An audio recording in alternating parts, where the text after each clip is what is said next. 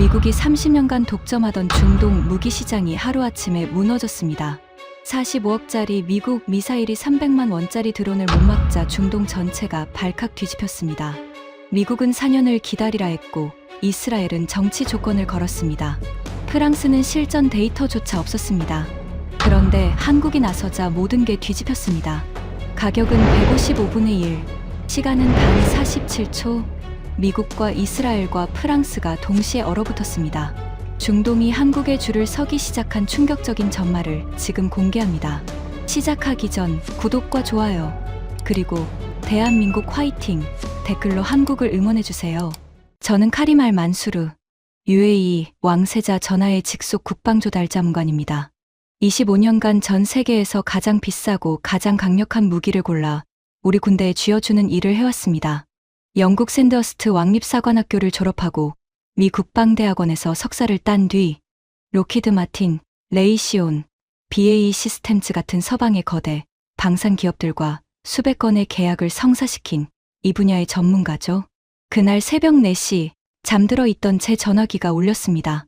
화면에 뜬 발신자 이름을 보자마자 잠이 확 달아났습니다.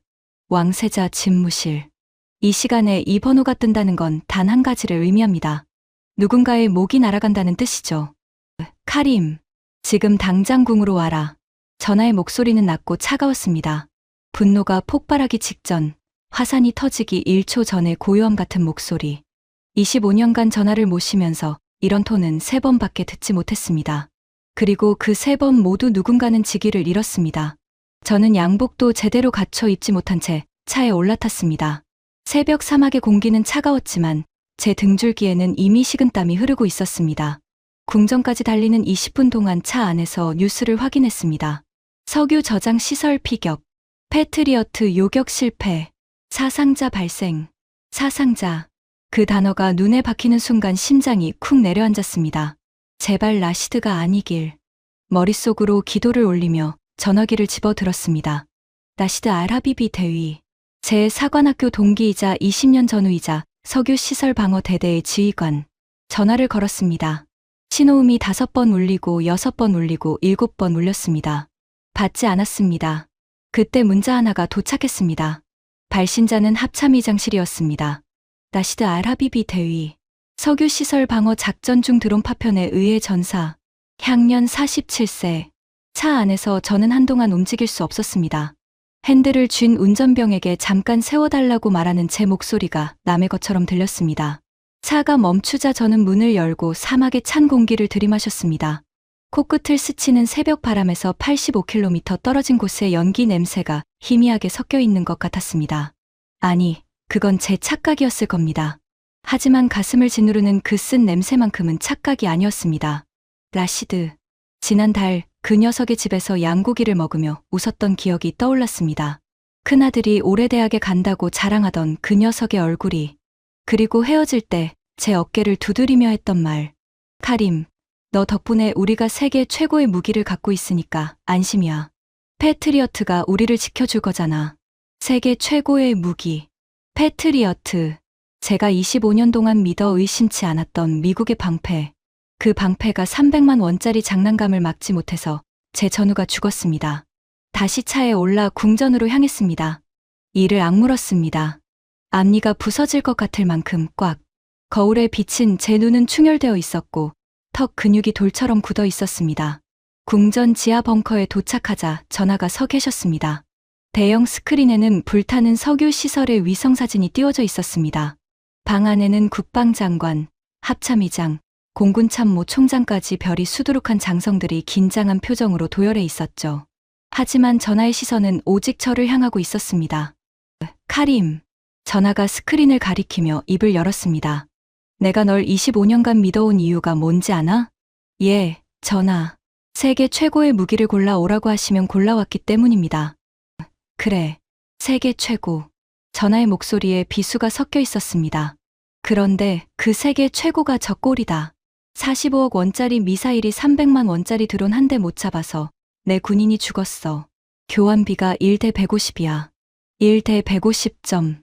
전하는 책상 위에 놓인 서류 뭉치를 집어들더니 바닥에 내팽개쳤습니다. 그것은 제가 3년 전에 올린 패트리어트 PAC3 MSE 도입 보고서였습니다. 제가 직접 쓴 보고서. 세계 최고의 요격 체계라고 자신 있게 적었던 바로 그 보고서가 제 발치에 나뒹굴고 있었습니다. 바닥에 흩어진 종이를 주워 담을 수도 없었습니다. 무릎이 굳어서 몸을 숙일 수가 없었거든요. 수치심 때문이었습니다. 제 보고서가 틀렸습니다. 제 판단이 틀렸습니다. 그리고 그 대가를 라시드가 목숨으로 치렀습니다. 카림. 전화가 제 앞으로 한 걸음 다가왔습니다. 그 눈빛은 분노를 넘어 차가운 결의로 가득 차 있었습니다. 3개월을 주겠다. 전 세계를 뒤져서라도 진짜 되는 걸 찾아와라. 미국 것이든 이스라엘 것이든 화성에서 만든 것이든 상관없다. 단 하나, 조건이 있다. 다시는 내 군인이 저런 장난감 따위에 죽는 일이 없게 해라. 알겠나? 알겠습니다. 전하. 저는 고개를 숙여 인사했습니다. 하지만 속으로는 피가 끓고 있었습니다. 분노, 수치, 죄책감. 그 모든 감정이 뒤엉켜 하나의 단단한 결의로 뭉치는 것을 느꼈습니다. 반드시 찾아내겠다. 세상에서 가장 확실한 방패를. 벙커를 나서며 주머니에서 전화기를 꺼냈습니다. 맨 먼저 전화할 곳은 정해져 있었습니다. 로키드 마틴 중동지사. 제 30년 지기 제임스 하워드가 그곳의 지사장이었으니까요. 제임스, 나야 카림. 급한 건이 있어. 내일 워싱턴에서 만나자. 수화기 너머로 흘러나온 제임스의 목소리는 느긋했습니다. 오, 카림. 뉴스 봤어. 안 됐군. 하지만 걱정 마. 우리한테 딱 맞는 신형이 있거든. PAC3의 업그레이드 버전이야. 이번엔 진짜 다를 거야. 진짜 다르다. 3년 전에도 똑같은 말을 들었습니다. 제임스의 목소리에서 장사 속 냄새가 코를 찔렀지만 저는 애써 무시했습니다. 아직은 믿고 싶었으니까요.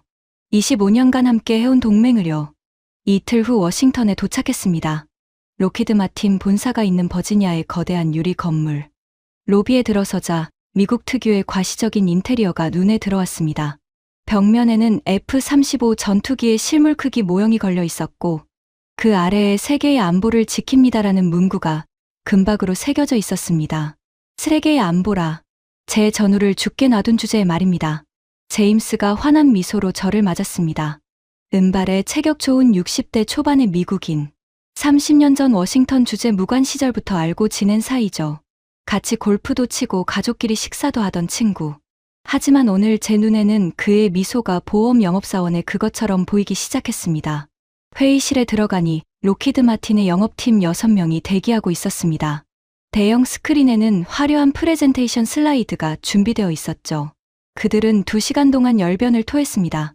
PAC3 MSE 블록 2의 성능이 얼마나 향상되었는지, 새로운 레이더가 얼마나 정밀한지, 소프트웨어 업데이트가 얼마나 혁신적인지 저는 참을성 있게 들었습니다. 그리고 프레젠테이션이 끝나자 딱 3가지를 물었습니다. 첫째, 납기는 얼마나 걸립니까? 제임스가 옆에 앉은 생산 담당 부사장에게 눈짓을 보냈습니다. 부사장이 머쓱한 표정으로 대답했습니다. 현재 생산 라인이 유럽 나토 주문으로 꽉 차 있어서 납기는 계약 체결 후 최소 48개월입니다. 48개월. 4년. 4년 동안 우리 군인들이 맨몸으로 드론을 맞으라는 소리입니다. 둘째, 가격은요? 이번에는 제임스가 직접 대답했습니다. 그의 미소가 미세하게 뻣뻣해지더군요. 카림, 원자재 가격 상승과 공급망 이슈로 가격이 조금 조정되었어. 포대당 8억 5천만 달러야. 이전 계약보다 35% 정도 올랐지만 성능 향상을 감안하면 합리적인 가격이라고 생각해. 35% 인상. 합리적이라고요. 제 관자놀이가 욱신거리기 시작했습니다. 45억짜리가 드론을 못 막아서 사람이 죽었는데 더 비싼 걸 사라고요. 마치 벤츠를 샀더니 바퀴가 빠졌는데 판매원이 이번에는 더 비싼 모델을 추천합니다라고 말하는 꼴이었습니다. 셋째, 가장 중요한 질문입니다. 저가형 군집 드론 공격을 100% 막을 수 있다고 보장합니까? 회의실에 정적이 흘렀습니다. 제임스와 부사장이 서로 눈치를 봤습니다. 제임스가 헛기침을 하며 입을 열었습니다. 카림, 100%란 건 이 세상에 없어.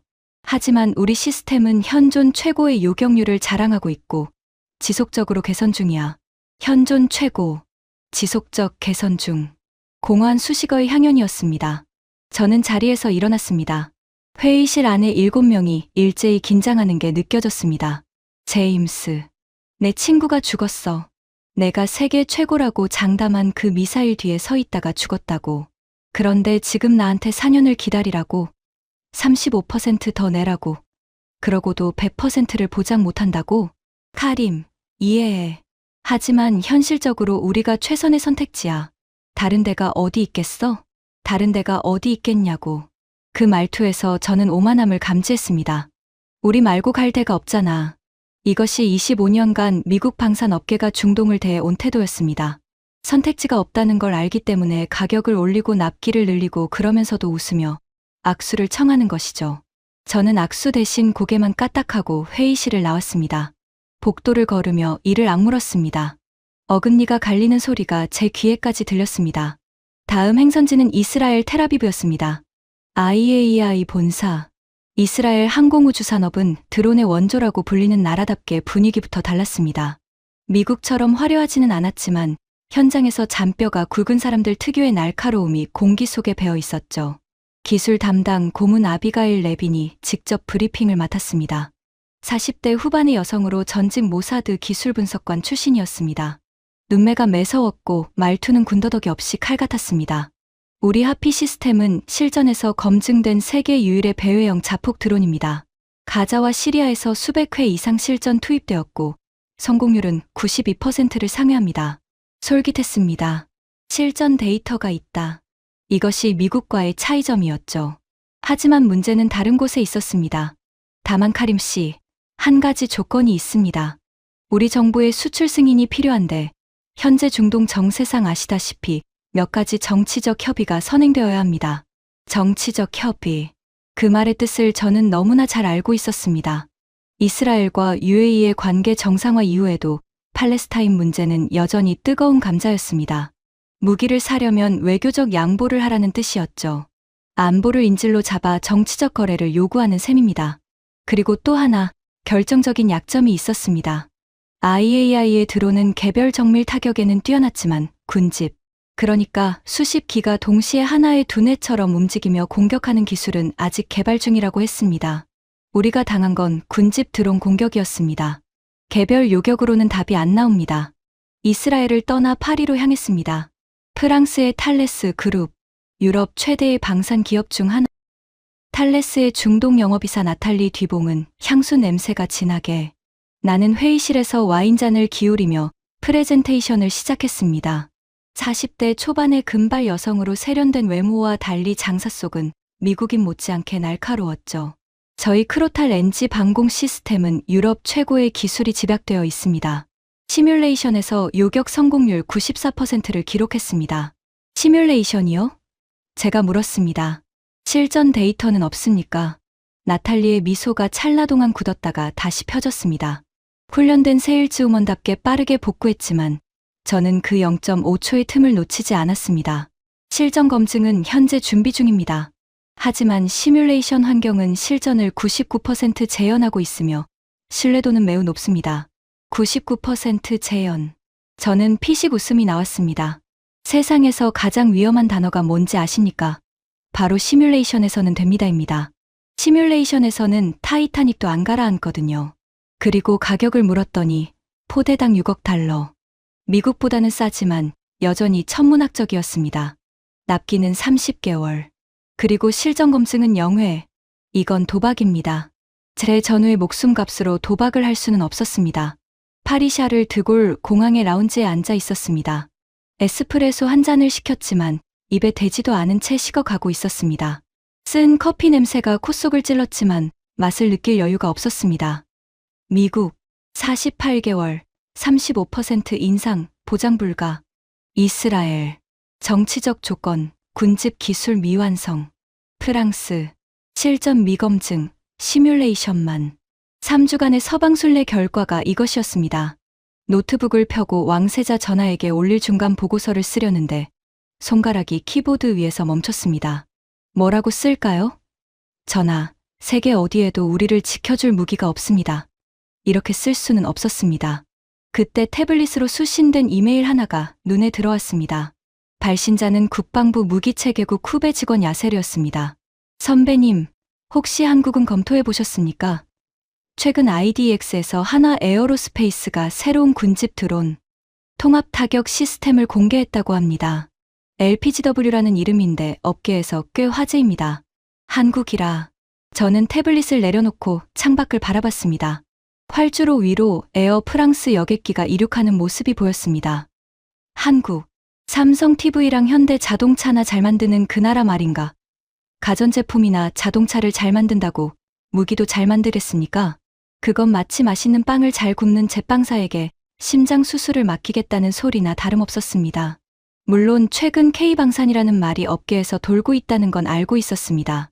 폴란드가 K2 전차를 산 것도 알고 있었고 노르웨이가 K9 자주포를 도입한 것도 들었습니다. 하지만 그건 전차나 자주포 같은 재래식 무기의 이야기였습니다. 값싸고 납기가 빠르다는 장점으로 시장을 좀 먹고 있다는 정도? 쉽게 말해 무기계의 다이소 같은 존재라고나 할까요? 그런 나라가 미국도 이스라엘도 못 만든 군집 드론 통합 시스템을 만들었다고요? 저는 코웃음을 쳤습니다. 콧바람이 식은 에스프레소 잔 위에 크레마를 흔들었죠. 하지만 선택지가 없었습니다. 정말로 없었습니다.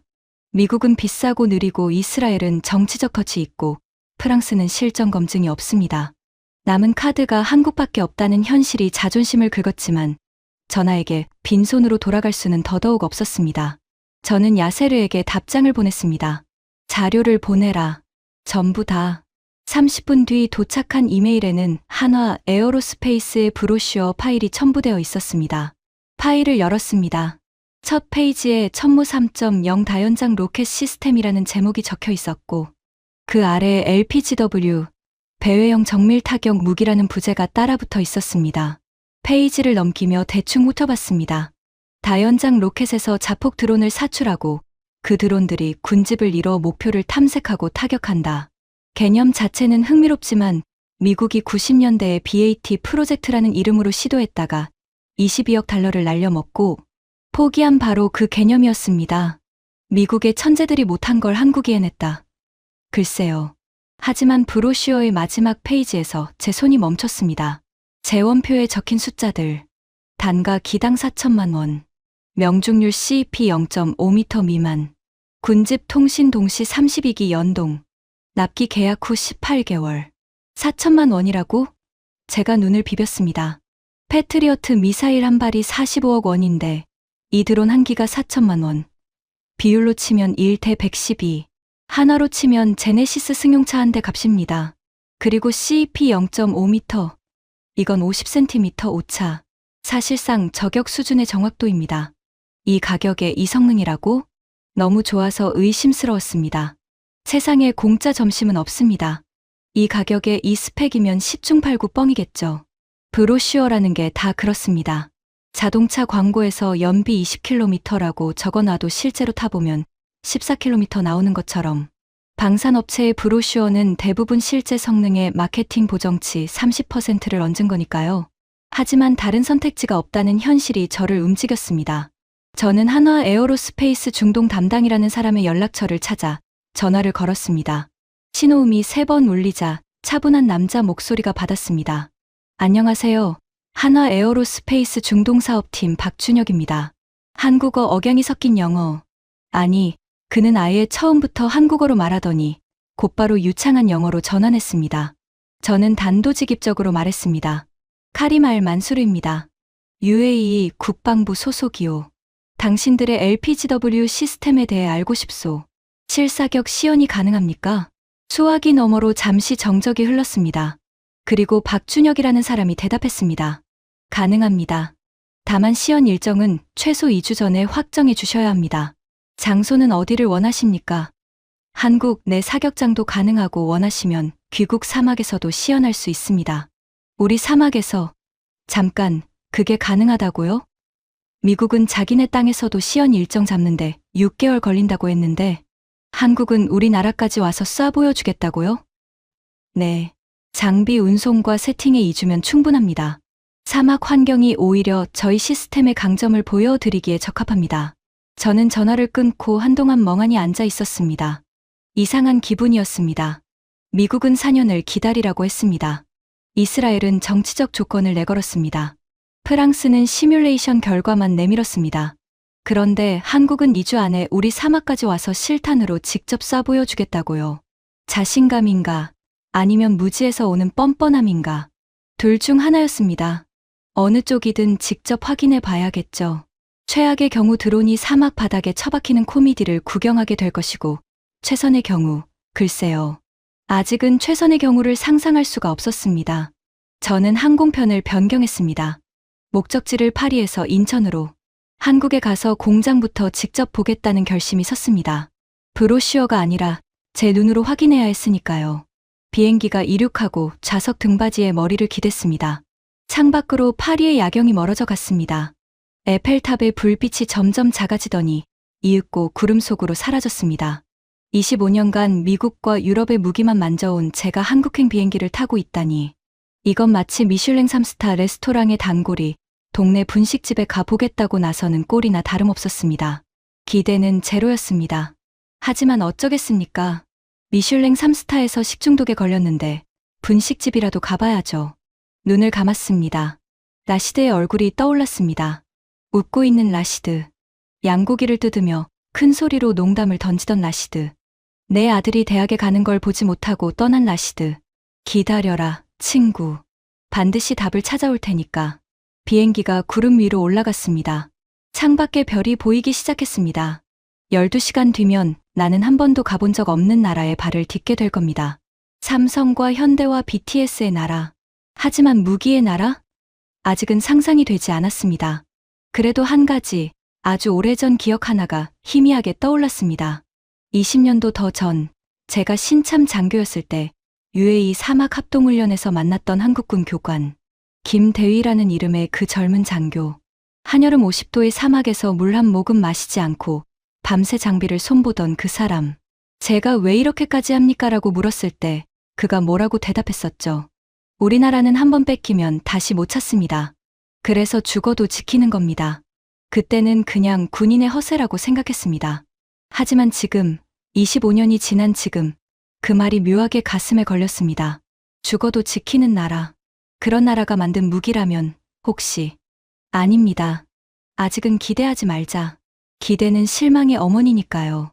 저는 눈을 감고 억지로 잠을 청했습니다. 12시간 뒤에 모든 게 결정될 테니까요. 한국이라는 나라가 25년간 서방만 바라보던 제 세계관을 뒤집을 수 있을지, 아니면 예상대로 시간 낭비에 그칠지를. 다만 한 가지 확실한 건 빈손으로 돌아갈 수는 없다는 것이었습니다. 라시드의 무덤 앞에 서려면 적어도 답 하나는 들고 가야 했으니까요. 인천공항에 내린 순간 첫인상은 의외였습니다. 깨끗했습니다. 아니, 깨끗한 정도가 아니라 수술실처럼 정돈되어 있었습니다. 중동에서 유럽까지 수십 개 나라의 공항을 밟아봤지만 입국장 바닥에 먼지 한 톨 보이지 않는 공항은 처음이었습니다. 세관 통과에 걸린 시간은 12분. 워싱턴 덜레스 공항에서 2시간 넘게 줄을 선 기억이 떠올라 피식 웃음이 나왔습니다.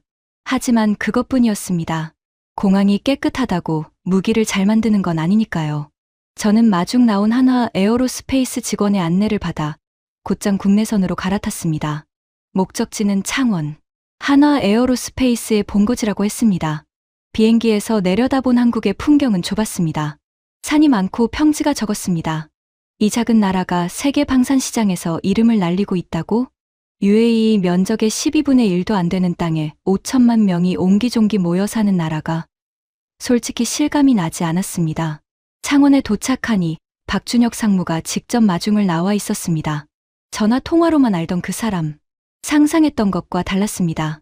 미국이나 프랑스의 방산 영업 담당자들은 하나같이 맞춤 양복에 명품 시계를 차고 향수 냄새를 풍기며 악수를 건네는 스타일이었는데 이 사람은 달랐습니다. 감색 점퍼의 면바지, 두꺼운 안경 너머로 보이는 눈빛은 차분하면서도 날카로웠습니다. 악수를 청하자 거칠고 단단한 손바닥이 느껴졌습니다. 사무실에서만 일하는 사람의 손이 아니었습니다. 만나서 반갑습니다. 카림 자문관님. 먼 길 오시느라 고생하셨습니다. 공장으로 바로 가시겠습니까? 아니면 호텔에서 쉬셨다가 내일 시작하시겠습니까? 바로 갑시다. 시간이 없소. 알겠습니다. 그것이 대답의 전부였습니다. 미국이었으면 이 시점에서 최소 30분간의 환영 인사와 저녁 만찬 제안과 골프 라운드 초대가 쏟아졌을 겁니다. 프랑스였으면 와인 한 잔은 기본이었겠죠. 하지만 이 한국인은 알겠습니다. 한마디로 끝내고 차 문을 열었습니다. 어색하면서도 묘하게 안심이 되는 간결함이었습니다. 차가 한화 에어로스페이스 창원 공장 정문에 멈추는 순간 저는 처음으로 자세를 고쳐 앉았습니다. 커다란 철문이 열리면서 눈앞에 펼쳐진 것은 상상과 완전히 달랐습니다. 저는 한국방산공장을 중소 규모의 조립시설 정도로 예상했습니다. 그런데 정문을 통과하자 끝이 보이지 않는 부지가 펼쳐졌습니다. 건물 수십 동이 빼곡하게 들어서 있었고 도로마다 대형 운반 차량이 줄지어 다니고 있었습니다. 한쪽에서는 거대한 자주포의 포탑이 크레인에 매달려 이동 중이었고 다른 쪽에서는 완성된 장갑차들이 일렬로 주차되어 출하를 기다리고 있었습니다. 잠깐, 이건 공장이 아니라 군수 도시잖아. 속으로 중얼거렸지만 표정 관리를 했습니다. 25년간 세계 방산 시설을 돌아다닌 사람이 고작 공장 크기에 놀라서야 되겠습니까? 하지만 규모만이 놀라운 게 아니었습니다. 분위기가 달랐습니다. 미국 방산 공장은 정치적 로비의 냄새가 났고 이스라엘 공장은 전쟁의 긴장감이 배어 있었으며 프랑스 공장은 관료주의의 무게가 느껴졌습니다. 하지만 여기는 뭐랄까, 집요함의 냄새가 났습니다. 모든 것이 정확하고 빈틈없이 돌아가고 있었습니다. 박상무가 저를 먼저 K9 자주포 생산 라인으로 안내했습니다. 그의 설명에 따르면 이 라인에서 한 달에 자주포 8대가 생산되어 나간다고 했습니다. 폴란드, 노르웨이, 에스토니아, 호주까지 전 세계 9개국에 수출 중이라는 말에 귀가 번쩍 뜨였습니다. 9개국이요? 제가 되물었습니다. 네, 내년까지 12개국으로 늘어날 예정입니다. 미국의 M109 자주포가 전 세계 시장을 독점하던 시절이 있었습니다. 하지만 지금 이 한국산 K9이 그 자리를 빠르게 잠식하고 있다는 뜻이었습니다. 자주포 하나만으로도 대단한데 이건 시작에 불과했습니다. 다음으로 안내받은 곳은 천무다연장 로켓 시스템 최종 조립 라인이었습니다. 거대한 공장 안으로 들어서는 순간 제 발이 멈추었습니다. 길이 12m, 무게 25톤의 거대한 발사 차량이 줄줄이 서 있었습니다. 차량 위에는 40연장 로켓 포드가 장착되어 있었고 각 포드에는 다양한 구경의 로켓탄이 혼합 탑재될 수 있다는 설명이 붙어 있었습니다. 하지만 제 시선을 사로잡은 건 포드 맨 끝에 장착된 소형 발사관이었습니다. 다른 로켓탄보다 확연히 작은 관 6개가 나란히 꽂혀 있었습니다. 저건 뭡니까? 박상무가 고개를 돌렸습니다. 그의 표정에 미세한 변화가 일어났습니다. 자부심. 아주 잠깐 스쳤지만 제가 놓칠 리 없었죠. LPGW 발사관입니다. 배회형 정밀 타격 무기. 카림 자문관님이 보고 싶어 하시는 바로 그 물건이죠. 저건 실물입니까? 네. 양산 모델입니다. 여기서 조립되어 바로 실전 배치됩니다. 양산 모델. 그 말에 저는 속으로 한번 놀랐습니다. 미국이 22억 달러를 쏟아붓고도 시제품 단계에서 포기한 기술이 여기서는 이미 양산 라인에 올라와 있다는 뜻이었으니까요. 하지만 표정은 바꾸지 않았습니다. 양산을 한다고 해서 제대로 작동하는 건 아닙니다. 세상에는 양산은 되는데 실전에서는 안 되는 무기가 널려 있으니까요. 직접 보여줄 수 있겠소? 박상무가 고개를 끄덕이더니 유리 진열장 같은 곳으로 저를 이끌었습니다. 거기에 LPGW 한 기가 거치대 위에 놓여 있었습니다. 길이 약 1.2m, 날개를 접은 상태의 이 물건은 언뜻 보면 대형 모형 비행기처럼 보였습니다. 하지만 앞부분에 달린 복합 탐색기 창이 이것의 정체를 말해주고 있었습니다. 저는 허락을 받고 가까이 다가가 살펴봤습니다. 기체 표면의 마감이 눈에 들어왔습니다. 깔끔했습니다. 이음새가 거의 보이지 않을 정도로 정밀하게 제작되어 있었습니다. 이스라엘의 하피는 실전형답게 거칠고 투박한 맛이 있었는데 이것은 달랐습니다. 마치 고급 시계의 내부를 보는 느낌이랄까요. 부품 하나하나가 정확한 자리에 정확한 공차로 맞물려 있는 게 손으로 만져봐도 느껴졌습니다. 탐색기 부분을 들여다봤습니다. 2개의 렌즈가 나란히 배치되어 있었습니다. 이건 광학과 적외선 듀얼 시커입니까? 네. 하지만 그게 다가 아닙니다. 박상무가 말했습니다. 편광 필터가 내장되어 있습니다. 사막 환경에서 지표면 온도가 60도에서 70도까지 올라가면 일반 적외선 센서로는 표적과 배경을 구분하기가 거의 불가능합니다.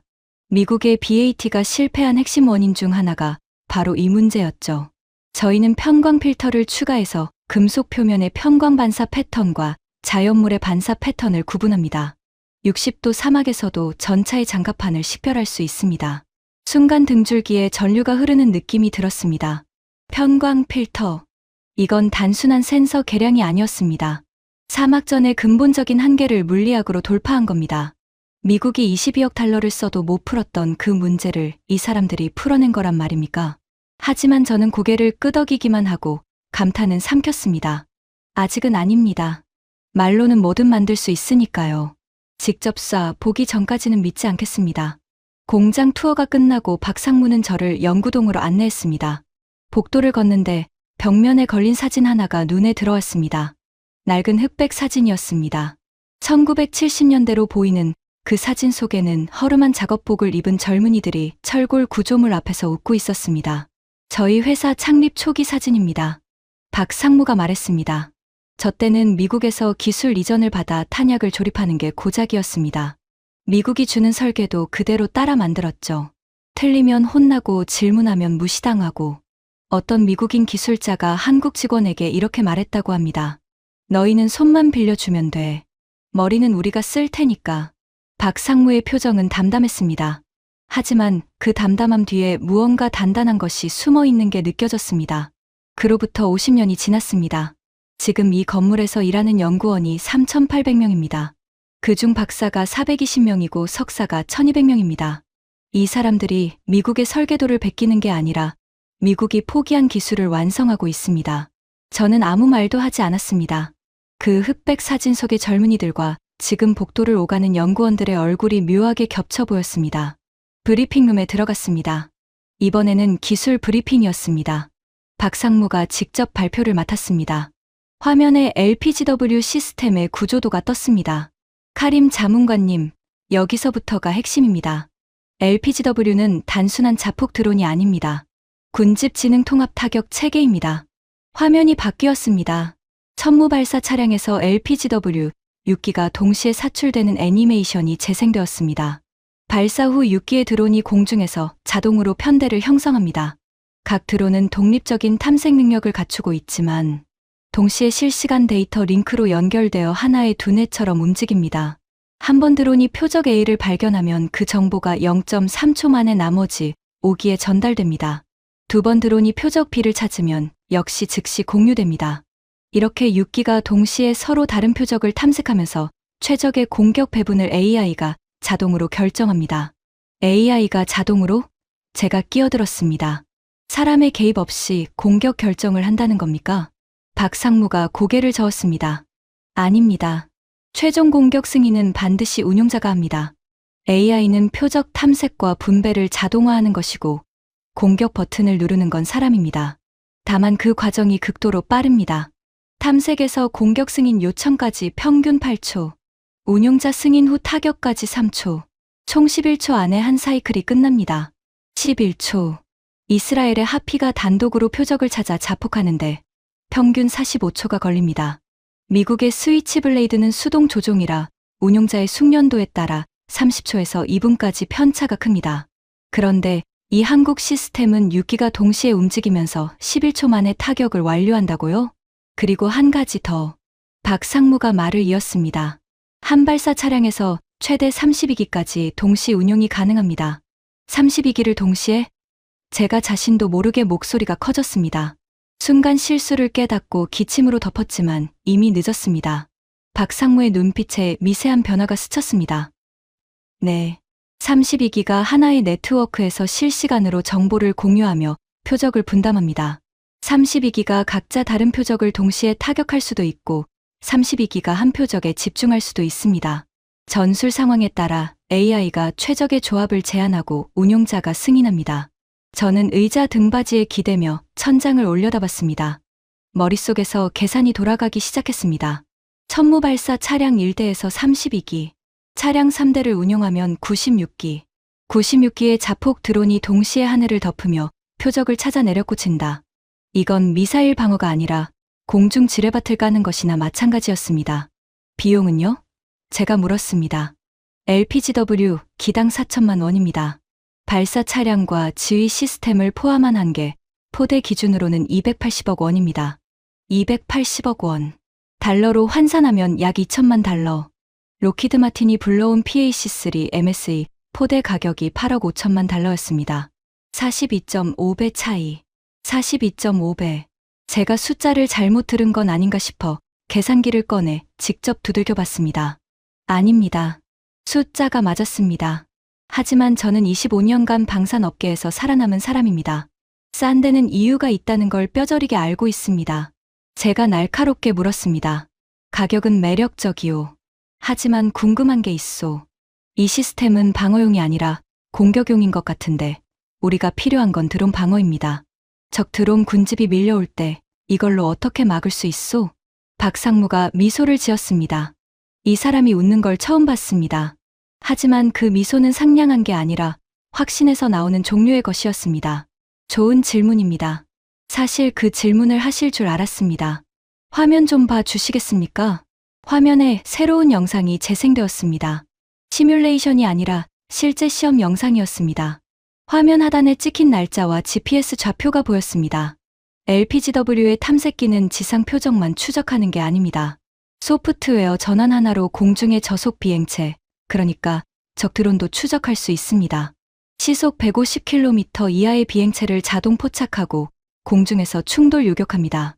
드론 대 드론 전투가 가능한 겁니다.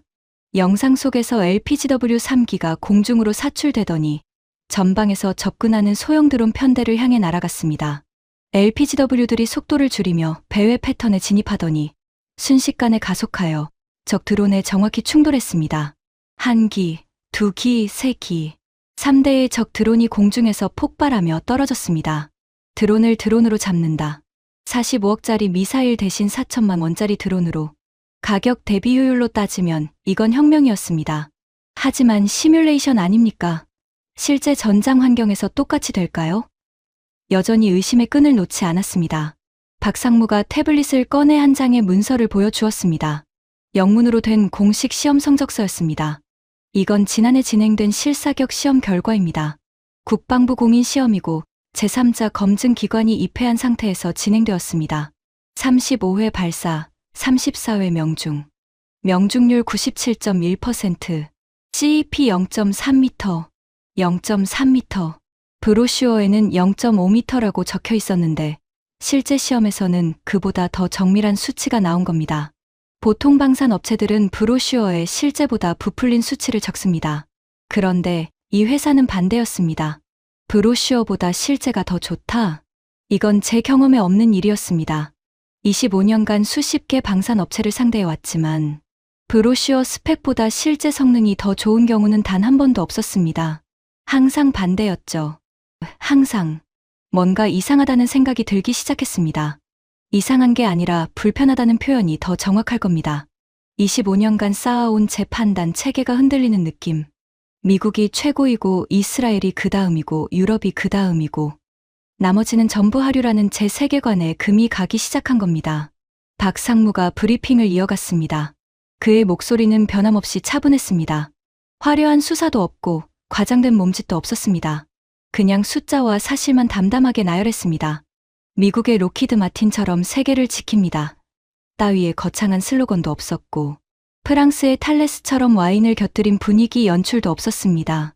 그냥 데이터, 오직 데이터. 그런데 이상하게도 그 무미건조한 데이터가 어떤 미사여구보다 강렬하게 다가왔습니다. 브리핑이 끝나고 박상무가 물었습니다. 실사격 시연 일정을 잡으시겠습니까? 자문관님 요청에 따라 UAE 사막 현지에서 진행할 준비가 되어 있습니다. 잠깐, 한 가지 조건이 있소. 박상무가 고개를 갸우뚱했습니다. 시연 때 다른 나라 업체들도 참관하게 해주시오. 로키드 마틴, IAI, 탈레스. 이 세 곳의 담당자를 초대하겠소. 같은 조건에서 비교해보고 싶습니다. 제 의도는 명확했습니다. 한국 혼자 쏘면 자기들끼리 짜고 치는 건 아닌지 의심할 수 있으니까요. 경쟁사를 데려다 놓고 비교 시연을 시키면 가장 객관적인 평가가 가능합니다. 그리고 솔직히 말하면 한국이 실패하는 모습을 보고 안심하고 싶은 마음도 10% 정도 있었습니다. 그래야 미국으로 돌아갈 명분이 생기니까요. 박상무의 표정에 놀라운 변화가 일어났습니다. 아무 변화가 없었다는 게 놀라운 변화였습니다. 망설임도 당혹감도 불안도 없이 그는 고개를 끄덕였습니다. 좋습니다. 환영합니다. 시연 조건도 그쪽에서 정하셔도 됩니다. 표적 배치, 기상 조건, 거리 설정 전부 자문관님 재량입니다. 뭐라고요? 시연 조건을 우리가 정해도 된다고요? 이건 전례가 없는 제안이었습니다. 보통 방산 업체의 시연은 자기네 홈그라운드에서 자기네가 정한 최적 조건으로 진행합니다. 바람이 없는 날, 시야가 완벽한 시간, 미리 계산된 거리. 그래야 성공 확률이 높으니까요. 그런데 이 한국 사람은 상대방이 조건을 정해도 좋다고 했습니다. 이건 자신감을 넘어선 뭔가였습니다. 도발에 가까운 확신이었습니다. 알겠소. 그럼 2주 후 아부다비 사막에서 봅시다. 저는 창원을 떠나며 차 안에서 왕세자 전하에게 전화를 걸었습니다. 전하, 한국에서 흥미로운 걸 발견했습니다. 아직 확정은 아니지만 실사격 시연을 준비 중입니다. 미국, 이스라엘, 프랑스 업체도 함께 부를 예정입니다. 수화기 너머로 전하의 목소리가 들려왔습니다. 한국이라. 전하의 목소리에 회의적인 톤이 섞여 있었습니다. 카림, 너 혹시 사막에서 너무 오래 있어서 신기루라도 본 건 아니겠지? 전하, 저도 아직은 반신반의입니다. 하지만 한 가지만은 확실합니다. 이 사람들의 눈빛이 보통이 아닙니다. 눈빛으로 전쟁을 하나, 실탄으로 증명하게 해라. 알겠습니다, 전하. 전화를 끊고 창밖을 바라봤습니다. 한국의 밤 풍경이 스쳐 지나갔습니다. 야간에도 불이 환한 공장들, 퇴근길 차량으로 꽉 찬 도로, 편의점 간판이 줄지어 빛나는 골목. 이 작은 나라는 잠을 자지 않는 것 같았습니다. 문득 20년 전 사막에서 만났던 그 한국군 김대위가 다시 떠올랐습니다. 밤새 잠도 안 자고 장비를 고치던 그 사람. 죽어도 지키는 겁니다라고 말하던 그 눈빛. 오늘 박상무의 눈빛에서도 같은 것이 보였습니다. 조용하지만 절대로 물러서지 않는 그 무엇. 아직은 확신할 수 없었습니다. 하지만 호기심은 의심을 넘어서기 시작했습니다. 2주 후 아부다비 남쪽 180km 지점의 군사 시험장. 새벽 5시. 사막의 공기는 아직 차가웠지만 해가 뜨면 곧 50도를 넘길 겁니다. 일부러 이 시간에 시작하는 게 아니었습니다. 저는 일부러 오후 1시, 사막이 가장 뜨거운 시간대에 시연을 잡았습니다. 기온 52도, 지표면 온도 70도에 가까운 극한 조건. 미국의 BAT가 무너진 바로 그 조건이었습니다. 시험장에 도착하니 이미 여러 나라의 사람들이 모여 있었습니다. 제가 초대한 3명의 손님이 와 있었습니다. 로키드 마틴의 제임스 하워드, 제 30년 지기, 갈색 가죽 부츠에 선글라스를 걸친 전형적인 텍사스 출신답게 여유 있는 미소를 짓고 있었습니다. 오, 카림. 한국 무기 구경 한번 해보자고? 소풍 기분이야. IAI의 아비가일 레빈. 검은 머리를 단정하게 묶고 팔짱을 낀 채 사막을 응시하고 있었습니다. 표정은 무덤덤했지만 눈빛은 예리했습니다. 하피와 하롭의 어머니라고 불리는 이스라엘 최고의 드론 전문가. 그녀가 무슨 생각을 하는지는 알 수 없었습니다. 탈레스의 나탈리 뒤봉. 사막에 어울리지 않는 하이힐을 신고 와서 모래에 발이 빠지고 있었습니다. 하지만 표정만큼은 도도했죠. 제가 어젯밤에 찾아본 한국 무기 영상들이 있는데요. 솔직히 인상적이지 않았어요. 사격장 조건이 너무 이상적이었거든요. 그리고 한국팀. 박상무를 포함해 기술자 8명이 이틀 전에 도착하여 장비를 설치해 놓은 상태였습니다. 천무 발사 차량 1대와 지휘 차량 1대, 그리고 각종 계측 장비가 사막 위에 정렬되어 있었습니다. 제가 세팅한 시험 조건은 이랬습니다. 표적 퇴역 장갑차 4대, 시험장 전방 3km에서 8km 사이에 불규칙하게 배치, 위장막으로 덮어 유관 식별 불가, 기상 오후 1시 시작, 기온 52도 예상, 지표면 온도 70도 이상, 가시거리 제한적, 추가 조건 시연 30분 전에 표적 위치를 무작위 변경, 한국팀에게 사전 좌표 미제공. 이건 사실상 불가능에 가까운 조건이었습니다. 사막 한가운데서 위장된 표적을 70도 지표면 열기 속에서 찾아내서 때리라는 겁니다. 제가 일부러 까다롭게 만든 겁니다. 25년간 무기 시험을 봐온 경험으로 말씀드리면 이 조건에서 성공하는 무기 체계는 제가 아는 한 존재하지 않았습니다. 제임스가 제 옆으로 와서 작은 목소리로 속삭였습니다. 카림, 이 조건이면 우리 PAC3도 힘들어. 솔직히 말해서 한국 애들한테 좀 심하게 잡은 거 아니야? 저도 알아. 하지만 진짜 되는지 보려면 진짜 조건에서 봐야지. 제임스가 어깨를 으쓱했습니다. 그의 표정에서 나는 여유를 읽었습니다. 이 조건이면 한국이 실패할 게 뻔하다는 자신감이었겠죠. 오전 시간은 장비 점검과 안전 브리핑으로 흘러갔습니다. 한국 기술팀이 천무 차량과 발사 시스템을 최종 점검하는 모습을 지켜봤습니다. 8명의 기술자가 거의 말없이 움직였습니다. 한 사람이 연결부를 확인하면 다른 사람이 바로 계측 장비를 갖다 대고 또 다른 사람이 기록을 남겼습니다. 마치 한 번도 실수하면 안 된다는 듯이. 아니, 한 번도 실수한 적이 없는 사람들처럼. 아비가일이 저에게 다가와 낮은 목소리로 말했습니다. 저 사람들의 점검 절차가 재미있군요. 우리 IAI 공장의 프로토콜과 꽤 비슷해요. 아니, 어떤 부분은 더 정밀해요. 놀랍네요. 이스라엘 드론 전문가가 놀랍다고 말한 건 이번이 처음이었습니다. 하지만 그녀는 곧 표정을 거두었습니다. 물론 점검 절차가 좋다고 실전에서 되는 건 아니지만요. 오후 12시 45분. 시험 시작 15분 전. 사막의 열기가 절정에 달했습니다. 아지랑이가 지평선을 일그러뜨리고 있었습니다. 모래바닥에 손을 대면 화상을 입을 정도의 온도. 숨을 들이쉴 때마다 뜨거운 공기가 폐를 태우는 느낌이었습니다. 참관인 전원이 에어컨이 가동되는 관측 차량 안으로 들어갔습니다. 그런데 한국 기술팀은 밖에 서 있었습니다. 모자를 눌러쓰고 긴 소매를 걷어붙인 채 묵묵히 발사 차량 옆에 서 있었습니다. 52도의 열기 속에서 박상무도 마찬가지였습니다. 점퍼를 벗지도 않았습니다. 저 사람들 괜찮은 건가요? 나탈리가 관측 차량 창문 너머로 한국팀을 바라보며 물었습니다. 열사병에 걸리겠어요. 괜찮을 겁니다. 제가 대답했습니다. 이유는 모르겠지만 직감적으로 그렇게 느꼈습니다. 20년 전 사막 훈련에서 만난 김대휘도 같았습니다. 50도의 사막에서 물 한 모금 없이 밤새 버텼던 그 한국인. 이 사람들은 뭔가 다릅니다. 편안함보다 완벽함을 먼저 챙기는 종류의 사람들. 오후 1시 정각. 박상무의 무전기에서 짧은 한국어가 흘러나왔습니다. 준비 완료. 저는 관측 차량의 모니터를 주시했습니다. 화면에 사막의 열화상 영상이 잡혀 있었습니다. 70도에 가까운 지표면이 온통 붉게 타오르고 있었습니다. 이 열기 속에서 위장된 장갑차 4대를 찾아내라고? 인간의 눈으로는 절대 불가능한 조건이었습니다. 적외선 센서로도 지표면과 표적의 온도 차이가 거의 없어 식별이 극히 어렵습니다. 발사. 짧은 구령과 함께 천무 차량에서 굉음이 울렸습니다.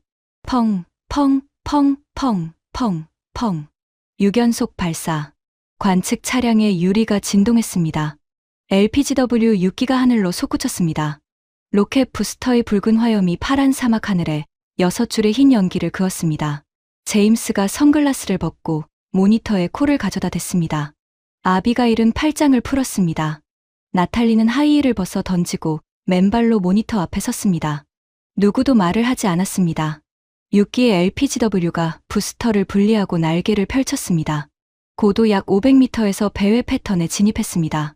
모니터 화면에 6개의 점이 원을 그리며 도는 모습이 잡혔습니다. 서로의 간격이 정확했습니다. 마치 보이지 않는 줄로 연결된 것처럼 일정한 거리를 유지하며 움직였습니다.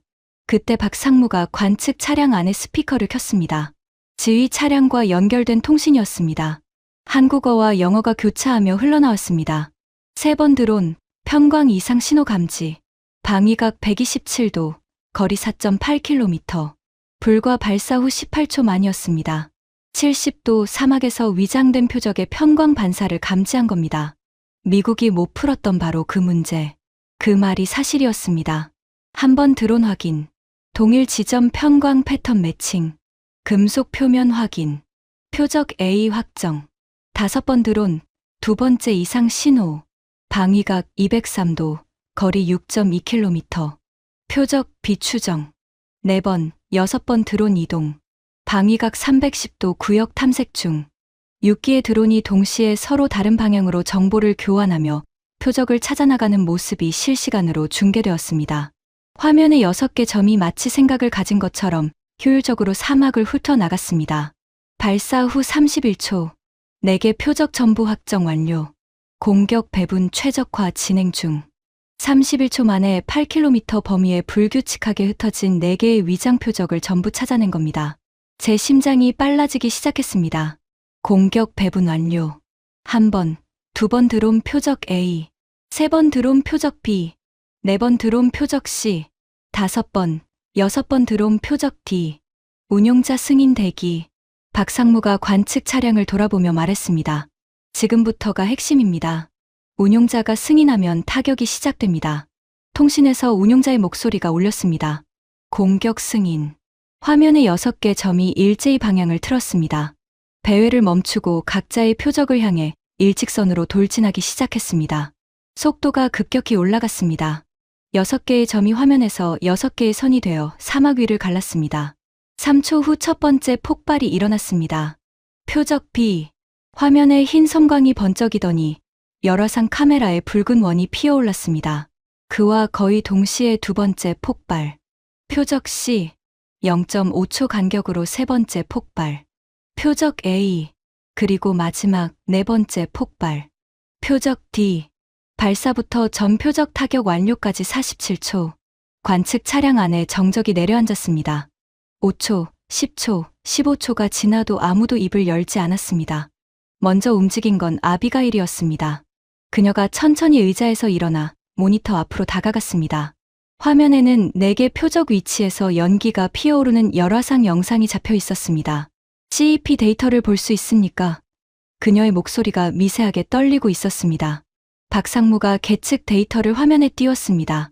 표적 A 직격. 탄착점 오차 0.28m. 표적 B 직격. 탄착점 오차 0.31m. 표적 C 직격. 탄착점 오차 0.19m. 표적 D 직격. 탄착점 오차 0.35m. 평균 CEP 0.28m. 0.28m. 30cm가 안 되는 오차.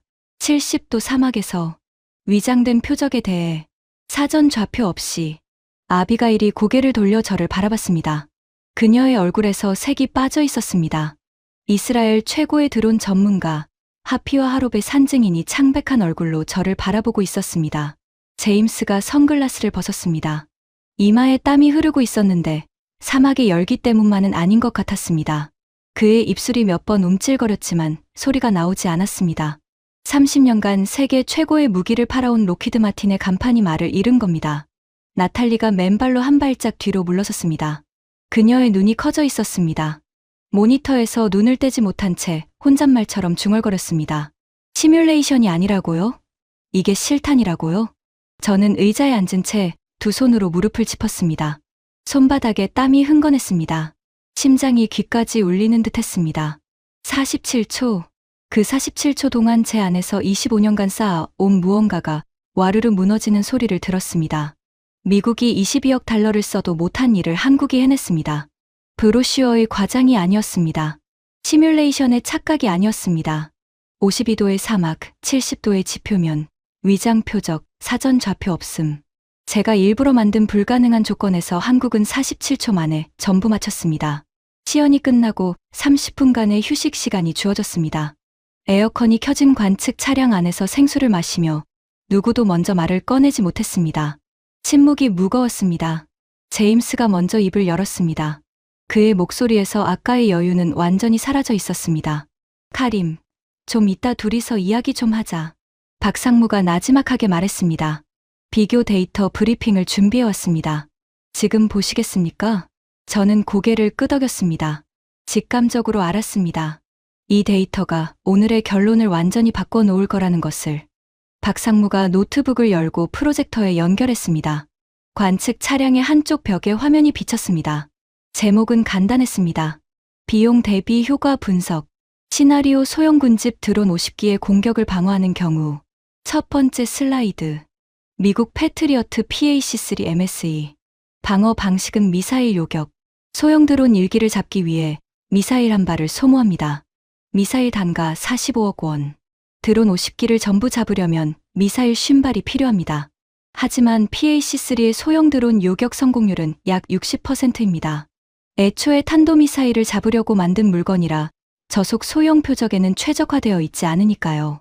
그래서 실제로는 드론 50기를 막기 위해 미사일 83발을 쏴야 합니다. 비용은 3,735억 원. 그리고 시간은 포대당 분당 4발 발사 기준으로 약 21분이 걸립니다. 21분이면 드론은 이미 목표물을 때리고도 남죠. 제임스의 얼굴이 빨갛게 달아올랐습니다. 하지만 반박하지 못했습니다. 숫자는 거짓말을 하지 않으니까요. 두 번째 슬라이드. 이스라엘 아이언돔. 소형 드론 대응 능력은 PAC-3보다 낮습니다. 타미르 요격체의 단가는 약 7억 원. 50기 방어 비용은 약 350억 원에서 580억 원 사이. 하지만 아이언돔 역시 본래 로켓탄과 포탄을 잡는 시스템이라 군집 드론에 대한 최적화는 미완성입니다. 그리고 정치적 수출 조건이 따라붙죠. 아비가일이 입술을 깨물었습니다. 그녀는 반박하지 않았습니다. 이스라엘의 드론 전문가가 숫자 앞에서 침묵한다는 건 숫자가 맞다는 뜻이었습니다. 세 번째 슬라이드. 프랑스 크로탈 렌지. 미사일 단가 약 12억 원. 하지만 군집 드론 대응 실전 데이터가 전무합니다. 시뮬레이션 성공률 94%는 이상적 환경에서의 수치입니다. 사막 극한 환경에서의 데이터는 없습니다. 나탈리가 눈을 감았습니다. 네 번째 슬라이드. 한국 LPGW. 드론 대 드론 방어 방식. LPGW 기당 4천만 원. 50기를 잡기 위해 LPGW 60기 투입. 여유분 포함입니다. 비용은 24억 원. 시간은 표적 탐색부터 전표적 타격까지 약 90초. 비용 24억 원 대 3,735억 원. 시간 90초 대 21분. 비율 가격 155분의 1점 시간 14분의 1점. 관측 차량 안이 또다시 침묵에 잠겼습니다. 제임스가 의자에서 일어나더니 차 문을 열고 밖으로 나갔습니다. 사막의 뜨거운 바람이 차 안으로 밀려들었습니다. 그의 뒷모습이 아지랑이 너머로 흔들려 보였습니다. 아비가일이 박상무에게 물었습니다. 그녀의 목소리는 더 이상 날카롭지 않았습니다. 오히려 조심스러웠습니다. 한 가지 질문이 있습니다. 편광 필터 기술은 어디서 왔습니까? 외부 도입입니까? 자체 개발입니다. 한국광기술원과 한화중앙연구소가 공동으로 7년간 연구한 결과물입니다. 7년. 아비가일이 고개를 끄덕였습니다. 그녀의 눈에 무언가가 번뜩였습니다. 존경이었을까요? 아니면 경계심이었을까요? 어쩌면 둘 다였을 겁니다.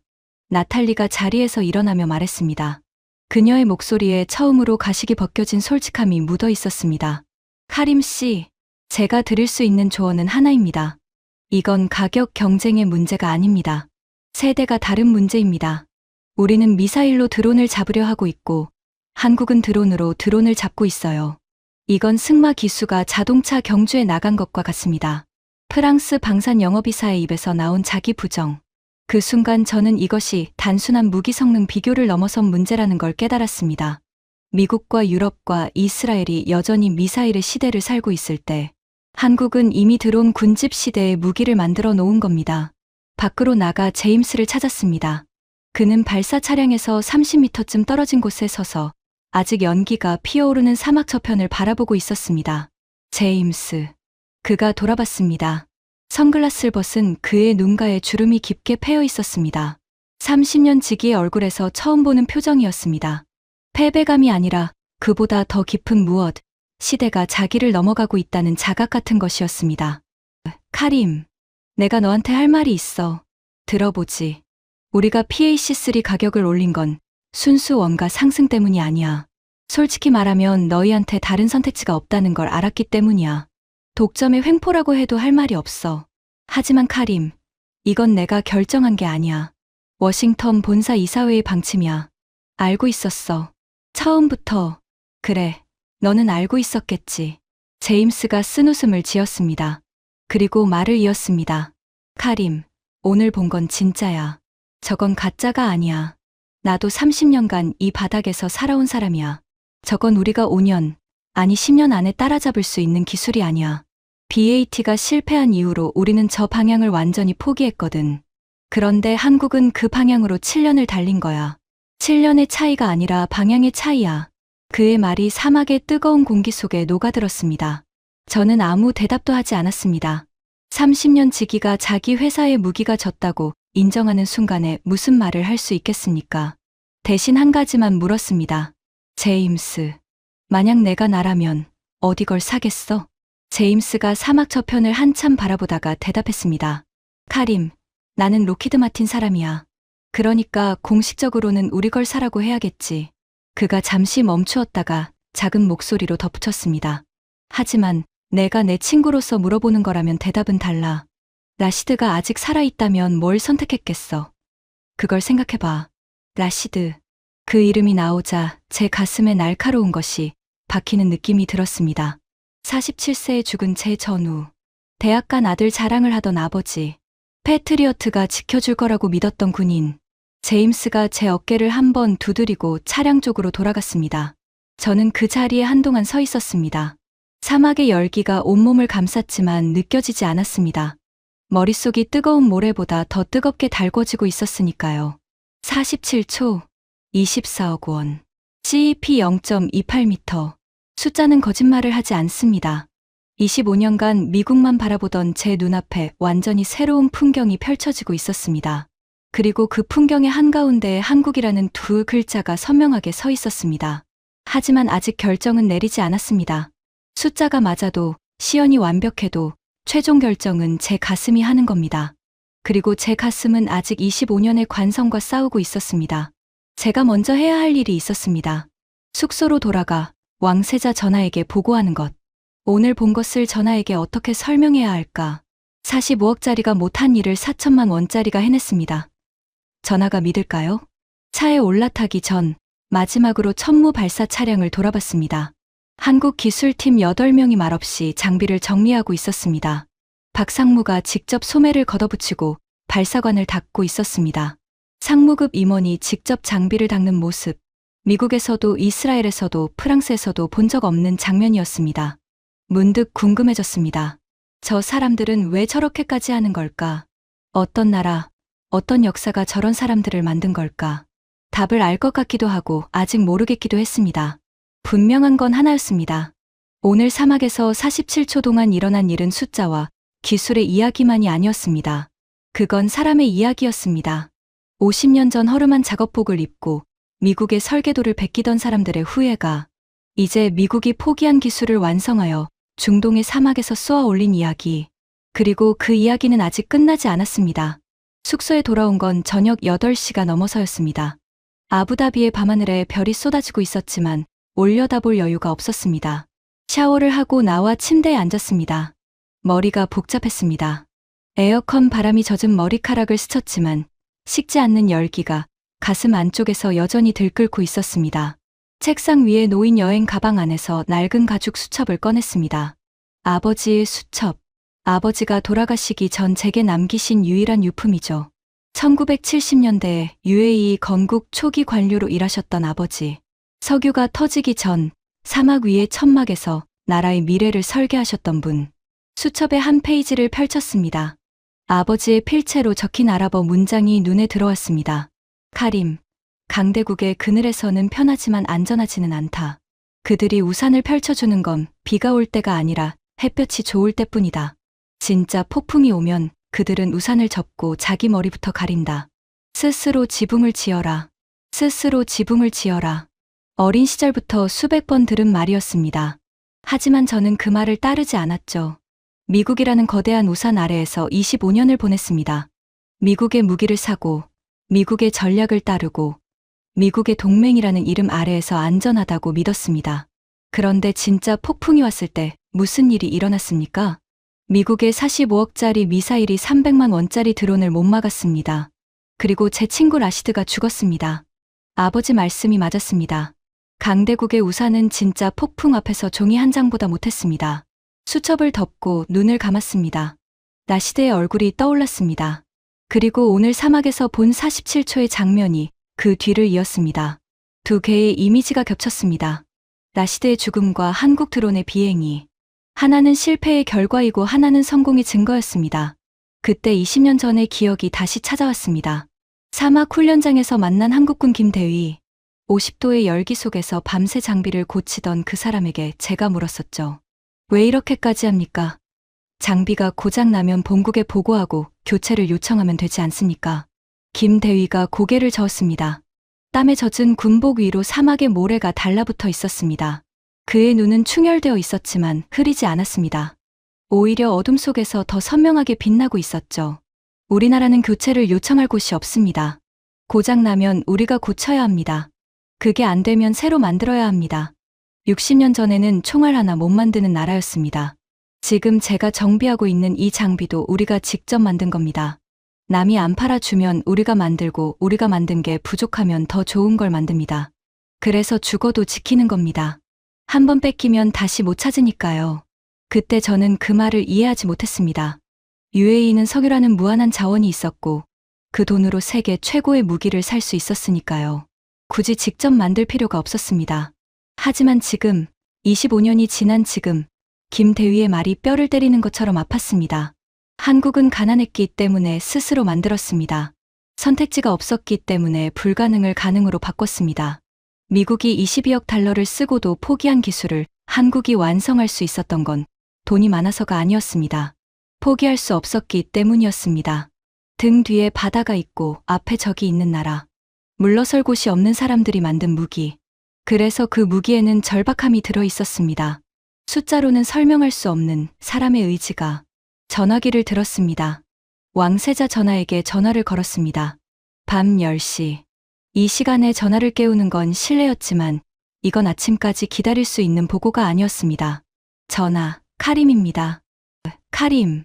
전하의 목소리는 의외로 깨어 있었습니다. 오늘 어땠나? 전하, 제가 25년간 이 일을 해오면서 단 한 번도 드린 적 없는 보고를 드리겠습니다. 말해봐라. 한국의 무기 체계를 봤습니다.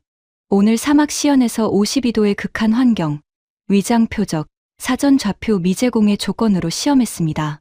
결과는 6기 발사, 4개 표적 전부 직격, 소요 시간 47초, 평균 오차 0.28m, 비용은 미국의 155분의 1입니다. 수화기 너머로 긴 침묵이 이어졌습니다. 카림, 전하의 목소리가 낮아졌습니다. 내가 25년간 나한테 한 번도 안 하던 소리를 하고 있다는 건 알겠다. 그래서 묻겠다. 내 목숨을 걸 수 있나? 25년간 전하를 모시면서 이 질문을 3번 들었습니다. 3번 모두 국가의 운명이 걸린 순간이었죠. 저는 1초도 망설이지 않았습니다. 걸겠습니다. 전하. 제 목숨뿐 아니라 제 명예까지 걸겠습니다. 다시 침묵. 그리고 전하가 말했습니다. 좋다. 내일 궁으로 와라.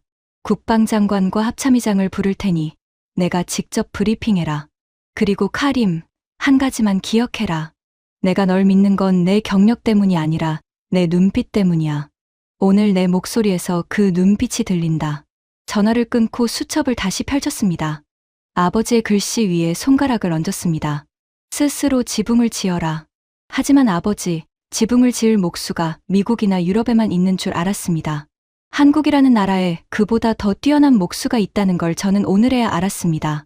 아버지의 수첩을 가방에 다시 넣고 침대에 누웠습니다. 천장을 바라보며 마지막으로 한 사람을 떠올렸습니다. 라시드. 내가 답을 찾은 것 같아. 내 아들이 대학을 다니는 동안 이 나라의 하늘에는 더 이상 장난감 드론이 뚫고 들어오지 못할 거야. 내가 약속한다. 눈을 감았습니다. 오랜만에 편안한 잠이 올 것 같았습니다.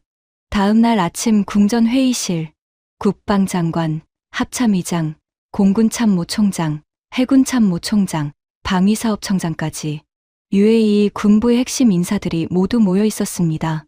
왕세자 전하가 상석에 앉아 계셨습니다. 저는 1시간에 걸쳐 브리핑을 했습니다. 미국, 이스라엘, 프랑스, 한국 네 나라의 무기 체계를 하나하나 비교하며 숫자와 영상 증거를 제시했습니다. 47초의 실사격 영상이 재생될 때 회의실의 공기가 굳어지는 게 느껴졌습니다. 브리핑이 끝나자 국방장관이 먼저 입을 열었습니다. 카림 자문관, 솔직히 놀랍군. 하지만 한국 무기는 중동에서 실전 검증이 없지 않나?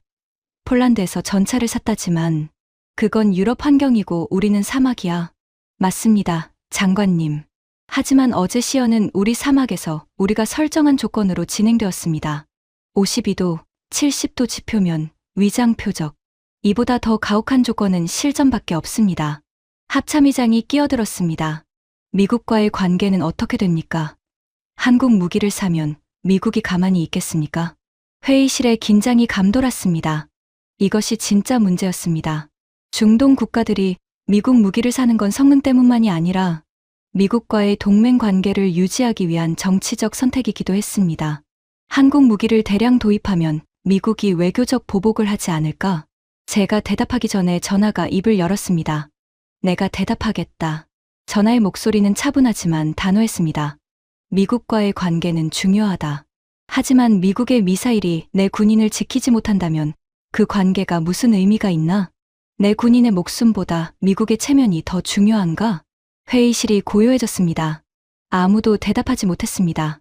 전화가 이어 말했습니다. 카림의 보고를 들었다. 숫자는 명확하다. 가격 155분에 1시간 14분의 1점. 그리고 47초 만에 전 표적 명중. 이건 논쟁의 여지가 없는 결과다. 나는 결정했다. 한화 에어로스페이스와 협상을 시작하라. 1차 도입 규모는 천무 포대 6개와 LPGW 500기. 성능이 확인되면 추가 도입을 검토한다. 회의실에 웅성거림이 일었습니다. 천무 포대 6개면 약 1680억 원. LPGW 500기면 200억 원. 총 1880억 원. 미국의 PAC-3 한 포대 가격 8억 5천만 달러. 그러니까 약 1조 2천억 원의 6분의 1도 안 되는 금액으로 6개 포대를 살 수 있는 겁니다. 전화가 자리에서 일어났습니다. 그리고 저를 향해 말했습니다. 카림, 25년 동안 내가 나를 위해 세계 최고의 무기를 찾아왔다. 오늘 내가 찾아온 건 최고의 무기가 아니라 최고의 답이다. 수고했다. 저는 고개를 숙여 인사했습니다. 눈시울이 뜨거워지는 걸 느꼈지만 참았습니다. 25년간의 무게가 한꺼번에 내려오는 기분이었습니다. 회의가 끝나고 복도로 나오자 전화기가 울렸습니다. 제임스였습니다. 카림, 뉴스가 빠르네. 벌써 소문이 돌고 있어. UAE가 한국 무기를 대량 도입한다고? 제임스, 미안하다. 하지만 이건 비즈니스가 아니야. 내 친구의 목숨이 걸린 문제야. 수화기 너머로 긴 한숨이 들렸습니다. 알아, 카림. 알아. 솔직히 말하면 내가 맞아. 오늘 우리 본사에 보고서를 올렸어. 제목이 뭔지 알아? 한국 방산의 도전, 무시할 수 없는 수준이야. 내가 직접 쓴 보고서야. 30년 만에 경쟁자를 인정하는 보고서를 쓸 줄은 몰랐어. 제임스의 목소리에 쓸쓸함이 묻어 있었습니다. 하지만 동시에 프로다운 솔직함도 느껴졌습니다. 좋은 무기 앞에서는 국적이 없다. 그건 방산업계의 오래된 격언이었습니다. 전화를 끊고 건물 밖으로 나왔습니다. 아부다비의 오후 햇살이 눈부셨습니다. 궁전 앞 광장에 서서 하늘을 올려다봤습니다. 파란 하늘이 끝없이 펼쳐져 있었습니다. 이 하늘 아래 어딘가에 라시드의 무덤이 있을 것입니다. 주머니에서 전화기를 꺼내 한 통의 전화를 더 걸었습니다. 한국의 박준혁 상무에게. 박상무, 카림입니다. 좋은 소식이 있소. 듣겠습니다.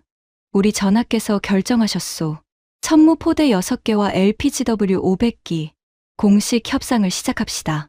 수화기 너머로 짧은 침묵이 흘렀습니다. 그리고 박 상무의 목소리가 들려왔습니다. 여전히 차분했지만 그 차분함 속에 미세한 떨림이 섞여 있었습니다. 감사합니다. 자문관님. 최선을 다하겠습니다. 박 상무. 한 가지만 물어봐도 되겠소?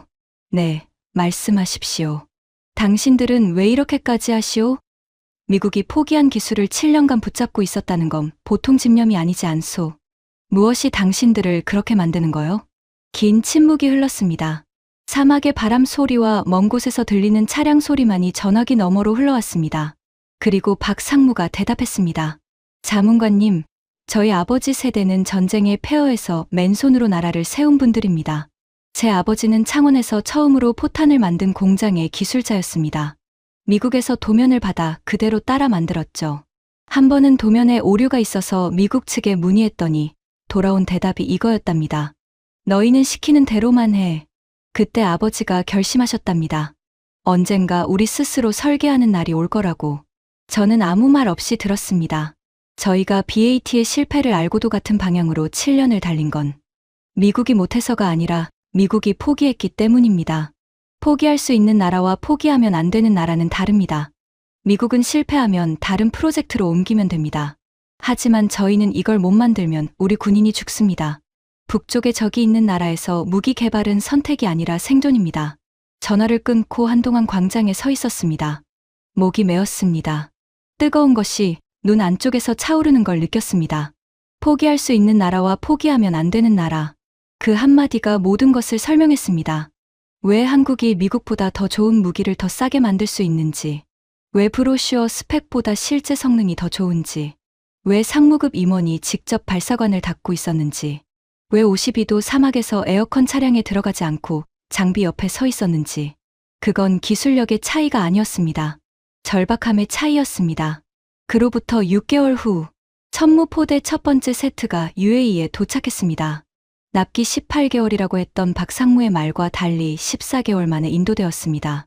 4개월이나 빨랐습니다. 그 소식이 알려지자 중동 전역이 들썩였습니다. 사우디아라비아 국방부에서 먼저 연락이 왔습니다. 우리도 시연을 볼 수 있습니까?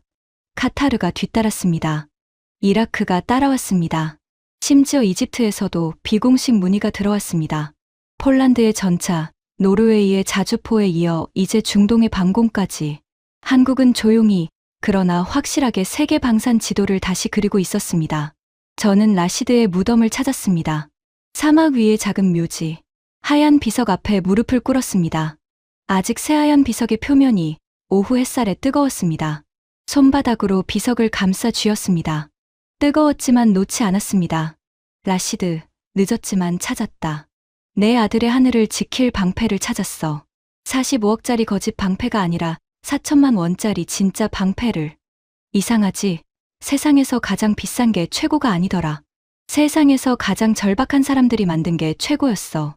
바람이 불었습니다. 사막의 모래가 비석 위로 살짝 날렸습니다. 마치 라시드가 대답이라도 하듯이. 일어서면서 하늘을 올려다봤습니다. 저 높은 곳 어딘가에서 이제 곧 한국산 드론들이 이 나라의 하늘을 지키게 될 겁니다. 4천만 원짜리 작은 날개들이 32기씩 떼를 지어 날며 300만 원짜리 장난감 따위는 두 번 다시 이 하늘을 넘보지 못하게 할 겁니다. 25년간 저는 세계 최고의 무기를 찾아다녔습니다.